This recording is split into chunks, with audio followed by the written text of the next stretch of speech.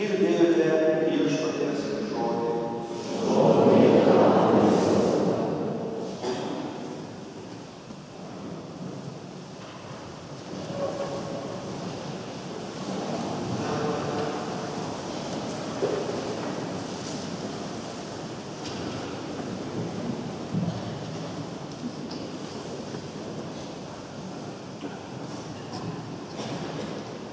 Drauge pradedame labai mums brangų liturginį metą.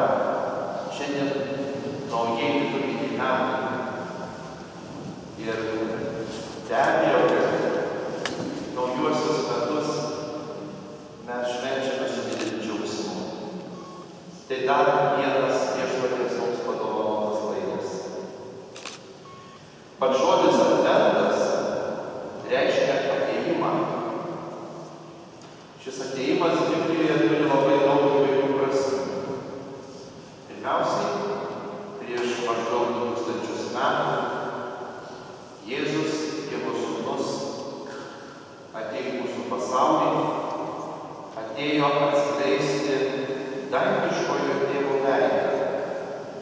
Atėjo savo kančia, mirtimi, prisikėlimu, nušviesti mūsų gyvenimą.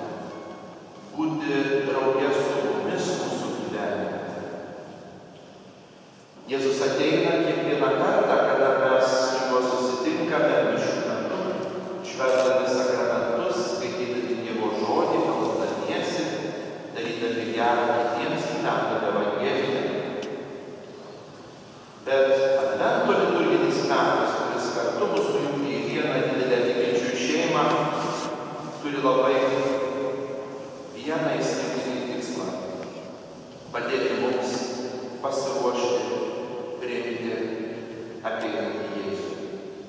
Jėzų, kuris skirtas šeimininkas, yra išvykęs, jo žemiškoji kelionė, kada jis buvo su mumis ir ribojo laikas ir vieta, jis yra pasilikęs kartu su mumis, tačiau kartu yra pas savo dangiškąjį Tėvą. Ir jis ateina kiekvieną momentą, o šis advento metas yra išskirtinai svarbus, siekiantis atkreipti mūsų dėmesį į Jėzaus atėjimą. Šio sekmadienio Evangelijos pagrindinė žinia yra Viešpaties atėjimas ir kvietimas budėti, kad jį galėtume atpažinti ir priimti. Kad pasiruoštume Jėzų atpažinti ir priimti, reikia jam atverti duris ir priimti į savo gyvenimą. Tai nėra tik šiaip jau ne vieną kartą mums girdėti teologiniai žodžiai. Kaip matysime, pats Evangelijos tekstas mums padės atpažinti šitų žodžių egzistencinę prasmę. Jėzus ateina tam, kad pripildytų mus savo džiaugsmu, kad mus apšviestų Dievo šviesa, kad mūsų vidų, mūsų gyvenimą pripildytų Dievo ramybės. Šios sekmadienio Evangelijos kontekstas, tai yra, kur yra pats Evangelijos pagal Morkų tekstas iš 13 skyriaus, kurį tik visi girdėjome, jis yra tarp 2 kitų tekstų. Prieš tai Jėzus apokaliptinę kalbą papasakoja apie Jeruzalės žlugimą ir šventyklos sunaikinimą. Po šito teksto, kurį girdėjome, ką dabar pradedame adventą, seka pasakojimas apie Jėzaus kančią, mirtį ir prisikėlimą. Taigi matome, kokia šitos Evangelijos vietos svarba. Jėzus kalba pirmiausiai apie Jeruzalės, šventojo miesto ir šventyklos sunaikinimą, šventyklos išniekinimą. Galiausiai Kalikulą, kuris į Jeruzalės šventyklą atgabeno iš Romos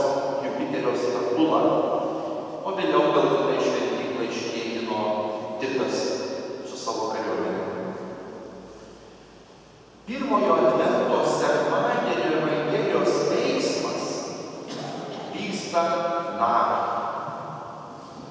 Jėzus ateina naktį apšviesti mūsų nakties tamsą.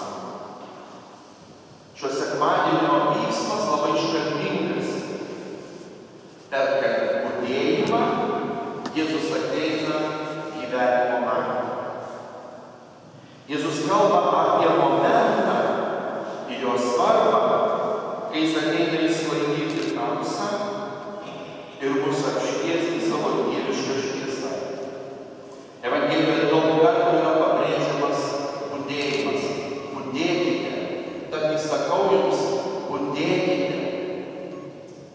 Šitas žodžio budėkite pabrėžimas, jis neatsitiktinai. Jėzus kažką labai reikšmingo kiekvienam iš mūsų, mums visiems, kaip tikinčių bendruomeniai, nori pasakyti. Šitas Evangelijos tekstas yra alegorija. Jame visi žodžiai turi simbolio prasmę. Visi terminai turi kitas reikšmes. Tad dabar mes ir leisimės į šitą kelionę. Jėzus tikrai nori, kad mūsų adventas, mūsų visas kartu gyvenimas, nes nuo pradedame liturginius metus, kad jis pasikeistų. Kad adventas yra tas momentas ir proga, kad mes jo nepražiūrėtume, kad tai geras šansas, gera proga. Jėzus sako, žiūrėkite, budėkite, nes nežinote, kada ateis tas laikas. Evangelijos tekste, kadangi užrašyta graikiškai, graikų kalboje yra du terminai nusakyti laiką. Vienas iš jų chronos, tai laikas, kuris bėga, kuris kaip smėlis byra žmogui tarp pirštų. Ir kairos. Būtent čia šitoje vietoje panaudotas yra šitas terminas. Jėzus nori čia pasakyti, būkite dėmesingi, arba tiesiog dėmesio, kad nepraleistumėte svarbaus momento savo gyvenime, geros progos. Būkite laimingais, nes Jėzus ateina tam į mūsų pasaulį, mūsų gyvenimą. Taigi pirmiausia, šituo žodžiu budėkite, Jėzus mums skubantiems ir bėgantiems ir visada neturintiems laiko, nori pasakyti stop. Dėmesio. Nepraraskime progos, kad Jėzus mus padarytų tikrai laimingais. Todėl Jėzus sako, bus kaip su žmogumi, kuris iškeliavo svetur, paliko namus ir davė tarnams įgaliojimus, kiekvienam paskyręs darbą, o durininkui įsakė budėti. Tas žmogus namų šeimininkas. Šitame Evangelijos tekste tai pats Jėzus, tas šeimininkas, mūsų gyvenime, mūsų namų, mūsų bendruomenės, tikinčių bendruomenės. Tas šeimininkas išvyksta. Tai nereiškia, kad jis kažkur dingsta, jo nelieka. Jis yra kitaip. Jėzus sako, aš esu su jumis per visas dienas iki pasaulio pabaigos. Taigi tas šeimininkas nors yra išvykęs, bet jis yra, jis nėra dingęs, jis pastoviai bendrauja su namuose likusiais žmonėmis. Tarnai Evangelijoje, Biblijoje bendrai yra dažnai naudojamas terminas, ypatingai Dievo tarnai, tai reiškia tie, kurie savo gyvenimą yra supratę, kaip dalyvavimą Dievo plane. Taigi religinis ir kartu krikščioniškas savo gyvenimo supratimas tai nėra mano planas savo paties gyvenimui, kurį Dievas turi pasirašyti ir užantspaudyti. Taip kaip mes susiplanavome, taip kaip mes manome, kad bus geriausia, taip kaip mes norime.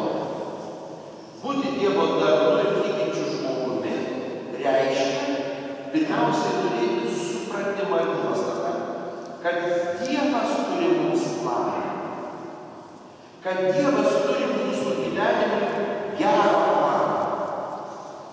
Ir mūsų klausia, ar mes norime savo planu vadovautis ir savo gyvenimą kurti ir save realizuoti. Ar mes sutinkame priimti Dievo planą, kuris yra skirtas tam, kad mes su Dievu gyventume visada. Ir mus tai padaro Dievo plano dalyviais, bet ne šeimininkais. Padaro Dievo tarnais, bet Dievo plano, kuris yra amžinas. Dievo plano, kuris nepatirs nesėkmės. Dievo plano, kuris yra mums prasmingas. Namai, kuriuos šeimininkas palieka, tai yra mokinių bendruomenė, mūsų bendruomenė. Mes visi esame, kaip šventasis raštas sako, Dievo statyba, Dievo namai, kaip gyvieji akmenys įmūryti į Dievo pastatą. Šeimininkas mums padeda, mums duoda įgaliojimus kiekvienam, bet krikščios vaikui. Kiekvienam. Nėra nei vieno krikščionio, kuriam Jėzus ko nors nepavestų. Taigi mes sutikome būti jo tarnais, tai reiškia pasirašyti Viešpatie, aš noriu tavo planu gyventi. Ir Viešpats sako, šaunu, aš tau duodu va šitą užduotį, šitą įgaliojimą, šitos talentus, šitas savybes tau duodu. Jie skirti visiems namams, visai bendruomeniai, jie skirti visiems. Galiausiai šeimininkas durininkui įsakė budėti. Taigi durys, kurios visuomet kartu simbolizuoja patį Kristų, ir durininkas, kuris stovi prie durų, saugoja bendruomenės duris, saugoja namų duris. Mes žinome, kaip mūsų namų durys yra svarbios. Jas žmonės rakina, kartais jungia signalizaciją, žino, kaip svarbios yra durys, kaip svarbu saugoti namus. Kas yra tos durys Evangelijoje? Tai mūsų sąžinė. Sąžinė tai durininkas, kuris budi žiūrėdamas, kas nori įeiti į mūsų vidų, į mūsų gyvenimą. Kas tie, kurie beldžiasi į mūsų vidų, nori įeiti daug įvairių žmonių ir ne žmonių. Kartais mes girdime jau už durų, mums siūlo laimę, siūlo, kad mes džiaugsimės, kad turėsime smagų gyvenimą. Bet durininkas, tai yra sąžinė, turi budėti, kadangi ateis ir tokių, kurie imituos šeimininką, jo išvaizdą, jo balsą, jo veiksmus, jo pažadus. Tai pseudo mesijai ir pseudo gelbėtojai. Tai pseudo adventas ir pseudo kalėdos. Sieks užvaldyti namus, tapti tų namų šeimininkais, mūsų gyvenimo valdovais ir šeimininkais, mūsų gyvenimo diktatoriais. Į vidų gali įeiti gyvenimo plėšikai, kurie išneš iš namų tai, kas brangiausia. Plėšikai prastų daiktų neima. Ima gerus daiktus. Ir tie gyvenimo plėšikai gali išnešti gyvenimo prasmę, gyvenimo džiaugsmą, šeimos laimę, sugyvenimą, tikras vertybes ir palikti išmėtytus daiktus, sugadintus baldus, sugadintą džiaugsmą.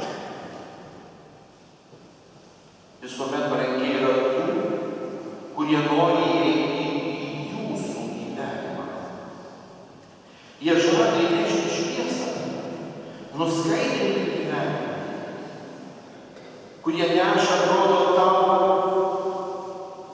gyvenimą, bet įneša mirtį. Jėzus toliau sako, tad budėkite, nes nežinote, kada grįš namų šeimininkas. Mes lietuvių kalboje neturime tokio žodžio, tokios galimybės išreikšti veiksmažodį, kuris reikštų veiksmą, kuris buvo, kuris yra ir kurio veikimas tęsiasi. Čia yra toks panaudotas žodis, mes verčiame, tad budėkite, nes nežinote, kada grįš namų šeimininkas. Daug teisingiau būtų, jeigu mes taip sakytume, tad budėkite, nes nežinote, kada grįžta. Dabar, kada grįžta namų šeimininkas. Tai reiškia, nepražiūrėkite to momento savo gyvenime, kada Jėzus grįžta prie mūsų gyvenimo durų. Gal ne vieną kartą, gal labai dažnai, gal netikėčiausiomis aplinkybėmis, gal tada, kada mums net atrodo, kad tai nepanašu, kad Jėzus grįžta.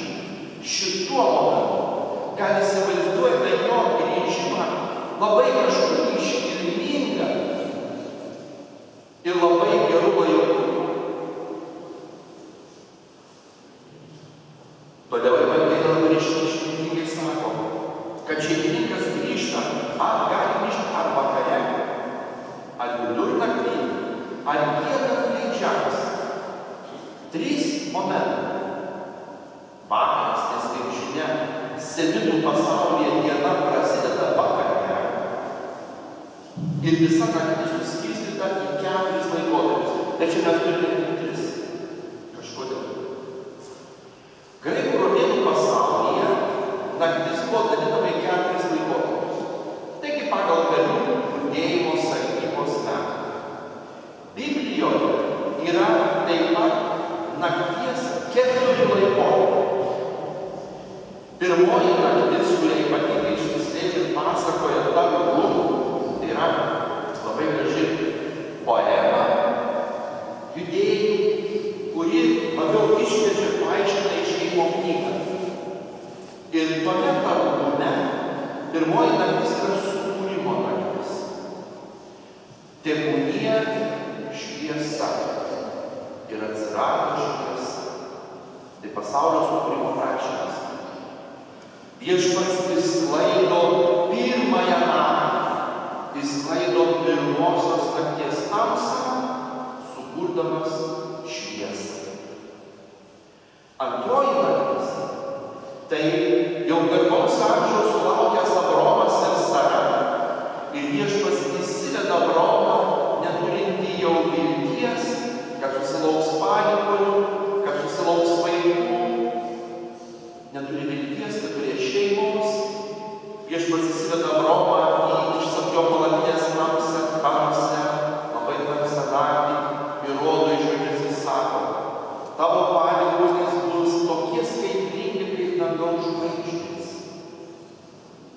Taigi sklaido šitą nevilties, netikėjimo naktį. Trečioji naktis yra Paskos naktis. Kada viešpats iš Egipto išveda išlaisvina savo tautą ir išveda į laisvės šalį. Ketvirtoji naktis, kai ateis Mesijas, kuris sutraukys vergijos grandines ir nušvies vergijos naktį, įkurdamas naują pasaulį. Pasaulį, kuriame nebebus ašaros, skausmo, kur švies Dievo šviesa, kur Dievo artumoje žmogus bus laimingas. Naktis Biblijoje yra šio pasaulio tamsybės, kurios dažnai atrodo kaip šviesa. Pats šėtonas Biblijoje vadinamas Liuciferiu. Liuciferu, šviesos nešėjai, nešančių šviesą. Šviesą. atrodančią šviesą. Naktis tai yra nuodėmės naktis ir nuodėmės tamsa. Ši ketvirtoji naktis, kuri Evangelijos šiandieninėme skaitinėje nepaminėta, tai yra naktis, kurioje gyvename mes, kur atrodo, kad yra labai daug šviesų, daug spindesio, daug žavesio. Tačiau žmogus širdyje jaučia kaltę po tokios šviesos, po tokios spindesio. Žmogus jaučia tokios šviesos trapumą, tokios šviesos nešamą neviltį. Jėzus ateina, kad jis sklaidytų šitą nakties tamsą savo šviesą. Mes turime būti pasiruošę ją atpažinti, atskirti nuo tamsybių šviesos ir ją priimti. Kaip tai padaryti? Kaip atpažinti, ką reiškia ir kaip veikia, kaip elgiasi Dievo šviesa. Dievo šviesa pirmiausiai nušviečia mūsų vidų, mūsų sąžinę, mūsų mintis, mūsų jausmus, visą žmogų. Šitoje Dievo apšviestame viduje žmogus tada pirmiausiai mato mylinčio Dievo veidą. Ta veidą, kurį Jėzus atnešė, mylinčio Dievo veidą. Dievo veidą. Kodėl pirmiausiai Dievo šviesa mums atskleidžia mylintį Dievą? Nes sekantis paveikslas, kurį mes pamatysime po Dievo šviesos, bus mūsų pačių paveikslas. Kaip veidrodyje mūsų vidaus veidas. Tokie, kokie mes patys save matome savo sąžinėje. Ir žmogui kartais gali būti baugu pažiūrėti į savo veidą.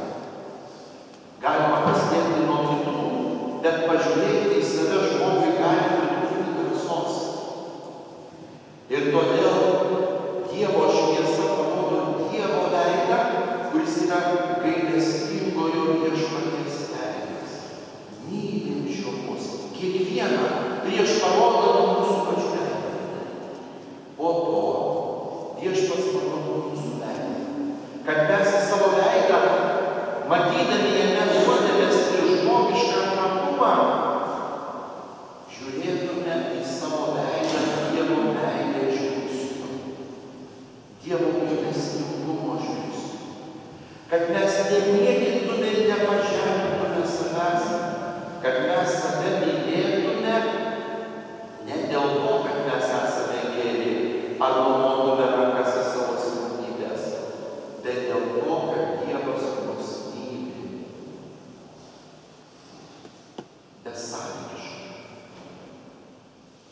Ir tada, pamatę jau savo veidą, žaizdotų, bet mylimą Dievą, mes tada pažvelgėme į kitus žmones, į gyvenimą, į aplinką. Ir tokiu būdu mes einame gerą darydami, įgalinti ne savo norų vedami, ne tam, kad darome gerą kitiems prieš kalėdas ir vargšams nereikėtų valgyti ir visus metus tik prieš kalėdas. Atlyginimą mokėti teisingą per visus metus.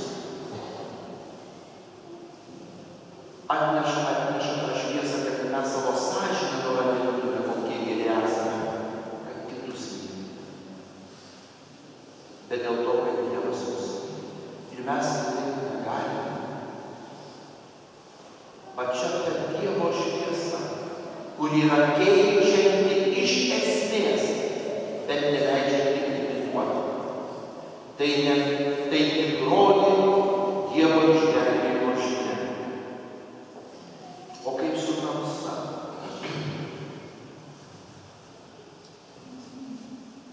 Jėzus atėjimo žinia, kaip žinome, yra be baimės. Tai džiaugsmo žinia. Kadangi Jėzus ateina galutinai sklaidyti šitą ketvirtąją naktį. kad galėtume priimti Jėzaus šviesą, turime atpažinti gyvenime tamsą, kuri reiškiasi neteisingumu, prievarta, kito žmogaus nuvertinti, karai, suktumas ir netikėtumai. Ta tamsa taip pat gali būti labai liūdna, kada žmogus yra netikras dėl savo ateities, kada aplinka žmogų nužmogina, sudaikina, nuvertina, apima orumą, kaip popiežius Pranciškus tik ką sakė, kalbėdamas Europos parlamente, apima orumą iš žmogaus, kas yra žmoguje esminio. Orumas, kiekvieno žmogaus orumas. Tamsa yra tada, kai meilės formulė tampa egoizmas. Mylėti tol, kol yra malonu ir patogu. Tamsa yra tada, kai žmogų prislėgia nusivylimas, depresija, vienišumo jausmas, kai žmogus jaučiasi niekam nereikalingu, niekam nesvarbiu, neįdomiu, pamirštu, kai žmogus nemyli savęs, kai žmogui tiesiog nusvyra rankos. Yra pavojus šios tamsos pasaulio akivaizdoje nuleisti rankas. Todėl pagrindinė šio pirmojo advento sekmadienio žinia – pakelk akis. Tu pakelk akis. Ateina Jėzaus šviesa. Būk dėmesingas ir atpažink prie tavo durų jau priėjusi Jėzų. Esantį dabar leidžiame. Jėzus sako, kad netikėtai sugrįžęs šeimininkas nerastų mūsų miegančių. Mūsų gyvenime labai svarbu nepramiegoti Jėzaus.